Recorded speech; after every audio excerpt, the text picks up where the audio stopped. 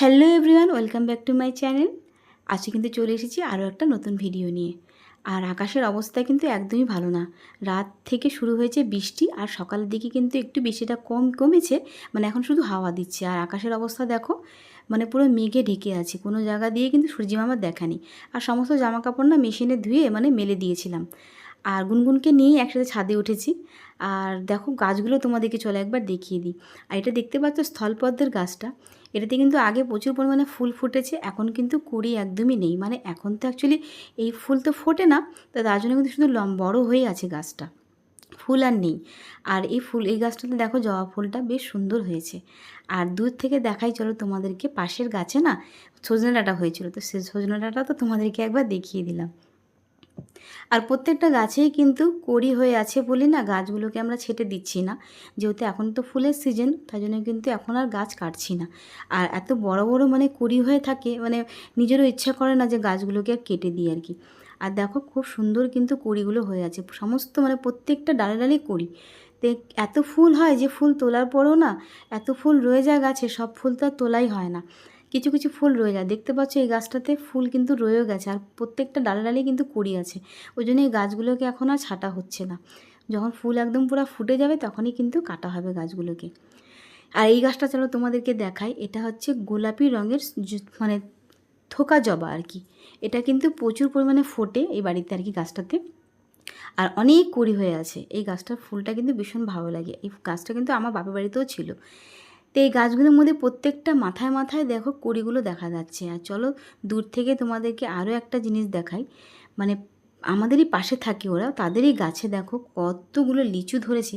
বোনের ভিডিও তো দেখবে তোমরা, বোনের ভিডিওতেও কিন্তু এই গাছটা তুলেছে আর কি। তো এত লিচু হয়েছে, লিচুগুলো পুরো পাকা পাকা। আর আমার বাড়িতে যে গাছটা আছে লিচুর, সেই বাড়িতে মানে সত্যি বলতে লিচুগুলো একদমই ভালো হয়নি। আর দেখো দূর থেকে দেখাই চলো, গাছে ভরে আম, মানে প্রত্যেকটা ডালে মাথায় মাথায় আমগুলো আছে। আর পরিবেশটা তো জানোই, জলপাইগুড়ি আমাদের যেখানে শ্বশুরবাড়ি, সেখানে পুরো একদম সবুজে ঘেরা, মানে যেখানেই ছাদে দাঁড়ায় না কেন, ছাদে দাঁড়ালে কারোর বাড়ি দেখা যায় না সেভাবে, শুধু গাছে আর গাছ। তো গুনগুন কি করছে চলো তোমাদেরকে একটু দেখাই। তুমি কি করছো? দূরে দাও, দূরে যাও, দাও, থ্যাংক ইউ। বেশি দৌড়াবি না বাবা, পড়ে যাবা, আস্তে। দেখি কে আছে, টুকুটুকি করি তো, দেখি তো, এই যে। তো লঙ্কা গাছটা চলো তোমাদেরকে একটু দেখিয়ে দিই। এর আগেও কিন্তু ভিডিওতে তোমাদেরকে দেখিয়েছিলাম, তখন কিন্তু লঙ্কা এত হতো না গাছটাতে। আর এখন দেখতে পাচ্ছ লঙ্কা কিন্তু পুরো ভরে আছে, মানে পাতা কম লঙ্কাই বেশি। তো খেতে কিন্তু খুব সুন্দর এই লঙ্কা গাছ, লঙ্কাটা আর কি, খুব ঝালঝাল, মানে খুব টেস্ট লঙ্কাটা খেতে। তো যাই হোক, ছাদে যা যা আছে সবগুলোই কিন্তু তোমাদের সাথে শেয়ার করে দিলাম। আর এখন সোজা চলে যাবো রান্নাঘরে। তো আজকে যেহেতু শনিবার, তো আমাদের তো এই বাড়িতে নিরামিষ খাওয়া হয়, তো তার জন্য কী কী রান্না করছি আজকে তোমাদেরকে চলো দেখিয়ে দিই। তো এখানে পনির রান্না হয়েছে, পনিরটাকে কিন্তু আমি টুকরো করে কেটে রেডি করে রেখেছি। আর এখানে ভেন্ডি, বেগুন, আলু আর ডাঁটা, এটা দিয়ে একটা সর্ষে বাটা দিয়ে চচ্চড়ি হবে। আর পনিরের জন্য এখানে সব কিছু রেডি করে নিয়েছি, টমেটো, আদা কুচি, লঙ্কা, আর তোমার দিকে আলু। আগে কিছু খেয়ে নেব, সকালে তো খাওয়া হয়নি, তো এখানে ভেন্ডি সেদ্ধ আর আলু কুয়াশার তরকারি নিয়েছিলাম, এটা দিয়ে খেয়ে নিয়ে তারপরে একবারে চলে যাবো রান্নাঘরে। তো আমার খাওয়া হয়ে গেছে, চলে এসেছি রান্নাঘরে। তো রান্নাঘরে কি রান্না করছি তোমরা তো দেখেই নিয়েছো। তো এখন না এই ভেন্ডিটাকে আমি আলাদা করে ভেজে নিচ্ছি, মানে ভেন্ডি আর বেগুনটাকে আলাদা করে ভেজে তুলেই কিন্তু রান্নাটা করা হবে। আর এটা কিন্তু সর্ষে দিয়ে করা হবে যেহেতু, ওই জন্য কিন্তু হাজব্যান্ডের তরকারিটা একটু আগে তুলে রাখা হবে, ও কিন্তু সর্ষে বাটাটা খাবে না আর কি। তো গুনগুনের জন্য তো পনির করবো, তো তার জন্য কিন্তু এখানে মশলা রেডি করে নিয়েছি। আর এখান থেকে গুনগুনেও খাবে পনির। আর ওই আলু যে কেটে রেখেছেন তার থেকে ওর জন্য একটু আলু তুলে রেখে দিয়েছিলাম। তো গুনগুনকে আজকে পনিরই করে দেবো, আর গুনগুন কিন্তু পনির খেতে ভালোই বাসে। আর পনিরটাকে লবণ হলুদ দিয়ে মেখে রেডি করে রেখেছিলাম। আর এই যে দেখো, কড়ার তেলও বসিয়ে দিয়েছি, আর এখানে ভেন্ডিটাকে মানে ভাজা করে তুলে নিয়েছি। আর দেখো তেলটা কিন্তু একদম গরম হয়ে গেছে, এখন কিন্তু আমি আঁচটা কমিয়ে দিয়েছি। আর অল্প অল্প করে না পনিরগুলোকে ভেজে নেব। আর পনিরগুলোকে একসাথে ভাজবো না, নাহলে ভেঙে যাবে, কিন্তু পনিরগুলো খুবই নরম। দেখো লাল লাল হয়ে গেছে, এখন তুলে নেব। আর গুনগুন কিন্তু রুমে রয়েছে, খেলা করছে, চলো একটু ওর সাথে দেখা করে।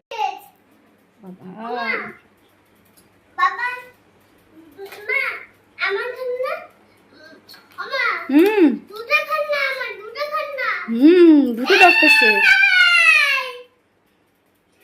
হ্যাঁ, এই দেখো কি করেছো তুমি খাটের উপরে। খাটটা কি করে দিয়েছো তুমি? হ্যাঁ, এগুলো সব কে পরিষ্কার করবে পরে? কে পরিষ্কার করবে? হ্যাঁ, তুমি নোংরা করবে আর আমি পরিষ্কার করবো না? এটা বাজাও তো, বাজা একটা হরে কৃষ্ণ শুনিয়ে দাও তো সবাইকে।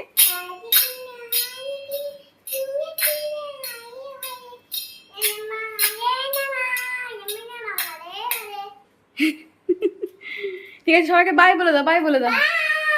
বলো আমি এখন খেলবো। ঠিক আছে, তুমি খেলো, আমি রান্না করি, কেমন? তো গুনগুনকে তো দেখতেই পেলে কি করছিল। আর এদিকে দেখো পনিরগুলোকে না সব আমি ভেজে তুলে নিয়েছিলাম। আর আলু যে কেটে রেখেছিলাম যে ওর জন্য আলাদা করে, তো ওই আলুগুলোও কিন্তু ভেজে নিচ্ছি। এখন লবণ হলুদ মাখিয়ে রেখেছিলাম, একটু ভেজে নিচ্ছি। তো আলুটাকে ভেজে না এটাও তুলে নেব। এর মধ্যে মশলা দেবো না, মশলাটাকে আলাদাভাবেই করবো আর কি। তো আলুটা ভেজে নিলে একটু সুবিধা হবে, কি নরমও হয়ে যাবে তাড়াতাড়ি। তো এদিকে দেখো যে সর্ষা বাটাতে রান্না হবে, যে সর্ষাটাতে বাড়িতে পরেই দেওয়া হয় রান্নায়, তার জন্য কিন্তু এখানে রেডি করে রাখা আছে সর্ষা। আর এদিকে দেখো তেলটা কিন্তু আলুটাও তুলে নেওয়া হয়েছে। এখন এর মধ্যে মশলাটা দিয়ে দিলাম। আর মশলাটা দিয়ে ভালো করে কিন্তু করবো। ওর মধ্যে কিন্তু তেলের মধ্যে অল্প আমি জিরে ফোড়ন দিয়েছিলাম, ওটা আর তোমাদেরকে দেখানো হয়নি। তো মশলাটাকে কিন্তু কষাতে দিচ্ছি, মানে কষিয়ে নেওয়ার পরেই মানে আলুটালুগুলো দিয়ে দেবো। তো এর মধ্যে অল্প অল্প সামান্য একটু লবণ দিলাম, কারণ তোমরা তো জানোই আমি কিন্তু গুনগুনের খাবারে বেশি লবণ দিই না। তো এর মধ্যে অল্প একটু হলুদও দিয়ে দেবো, বেশি হলুদও দিই না, ওর খাবারে বেশি লবণও দিই না। তো এখন কষা হয়ে গেলে কিন্তু এর মধ্যে আলুগুলো ছেড়ে দেবো। আর পাশে দেখো তরকারিটা না বসিয়ে দিচ্ছিলাম, ওটা আর তোমাদেরকে দেখানো হয়নি। এই বাড়িতে কিন্তু এভাবেই সর্ষা দিয়ে যে কোনো রান্না করা হয়। আগে কিন্তু তরকারিটা হয়ে যাওয়া হয়, তারপরে নামানোর আগে আগে সর্ষা দিয়ে ঘেটে একটু মাখা মাখা করে নামিয়ে নেওয়া হয়, তারপরে একটু কাঁচা সর্ষার তেল দিয়ে দেওয়া হয়। এদিকে দেখো মশলা কিন্তু কষা আমার একদম কমপ্লিট। এর মধ্যে আলুটা দিয়ে দিলাম।